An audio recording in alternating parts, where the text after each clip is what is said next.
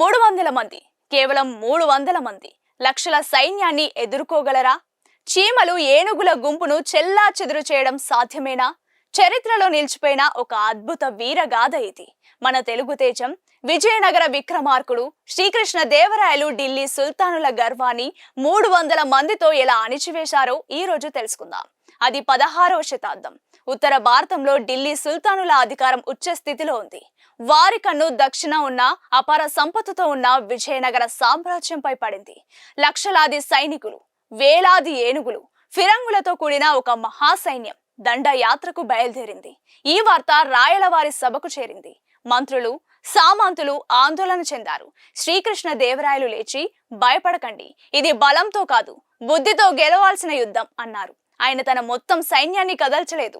బదులుగా తన ప్రాణానికి ప్రాణమైన, అత్యంత విశ్వాస పాత్రులైన, ఒకరికి 10 మందికి సమానమైన 300 మంది మహాయోధులను ఎంచుకున్నారు. శత్రు సైన్యం విశ్రాంతి తీసుకుంటున్న సమయంలో ఊహించని దారుల్లోంచి అడవుల గుండా ప్రయాణించి అర్ధరాత్రి వేళ వారి శిబిరాలపై మెరుపు దాడి చేశారు. ఆ 300 మంది యోధులు సృష్టించిన బీభత్సం అంతా ఇంత కాదు. ఎటు నుంచి దాడి జరుగుతుందో, ఎంతమంది చేస్తున్నారో తెలియక సుల్తానుల సైన్యం చెల్లాచెదురైంది. మరిన్ని ఇలాంటి ఉత్తేజకరమైన కథల కోసం మన కొలుగురి 24/7 న్యూస్ ఛానల్ ఇప్పుడే సబ్స్క్రైబ్ చేసుకోండి.